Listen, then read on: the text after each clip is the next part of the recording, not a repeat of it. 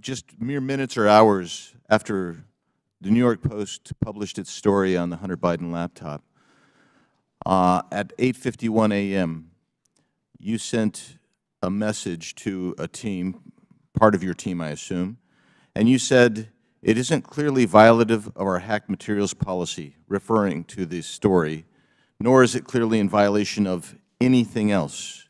Do you remember sending that message? Thank you for the question, Congressman. I don't recall that message specifically, but that does sound like my judgment on that day, yes. Okay, so that was early on in the day, and yet shortly thereafter, Kayleigh McEnany, White House press secretary's, her account was locked. So an inquiry was made the next day by a person named Carolyn Strom. You know Carolyn Strom? Yes, sir, I do. Yeah, Carolyn Strom asked what's going on here, and somebody named Elaine Ong Soto said the user was bounced by site integrity for violating our hacked materials policy. Do you remember that incident? Yes, sir, I do. And somebody named Trenton Kennedy said, "I'm struggling to understand the policy basis for marking this as unsafe." And I think the best explainability argument, now that may be a technical term for you, but for me it looks like we're trying to create a narrative here to cover our butt. The best explainability argument for this externally will be that we're waiting to understand if this story is the result of hacked materials. Do you remember Mr. Kennedy's communication? Yes, I do. Yeah. And so then we get into a whole series of things written by Mr. Baker going back and forth. And he says on that same day, now at 9:26, which is about a half an hour after your statement that you don't think that anything's been violated here, he says, "I've seen some reliable cybersecurity folks question the authenticity of the emails in another way." And then you seem to later, but by the way, that's almost inconceivable. I mean, it just seems inconceivable that would have happened so quickly that he would have that.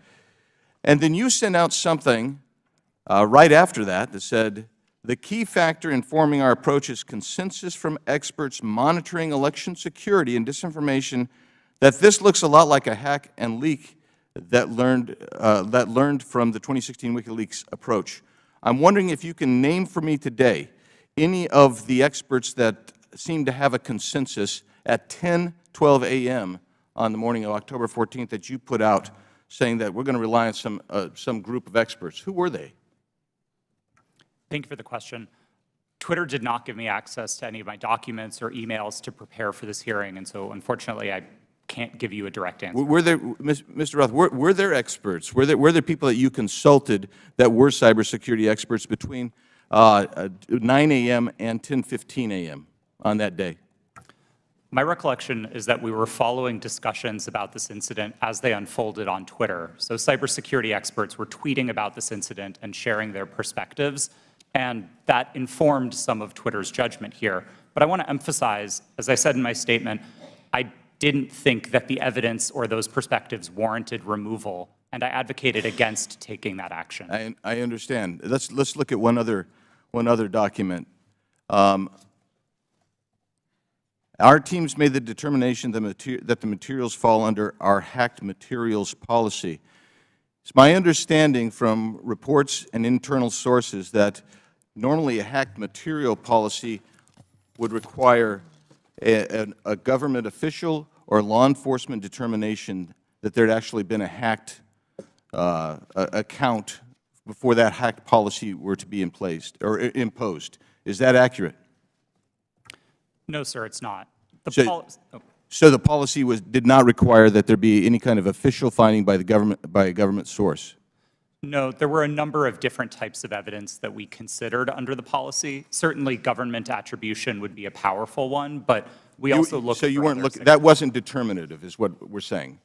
In that instance, we did not have any specific information from any government source, no. I'm going to read something that applies to this and several other things from the Twitter stack that you guys had. "This might be an unpopular opinion, but one-off ad hoc decisions like this that don't appear rooted in policy are, in my humble opinion, a slippery slope and reflect an alternatively equally dictatorial problem. Quite frankly, that's what the essence of all four of your testimony, I realize you're trying to fight against it, but you exercised.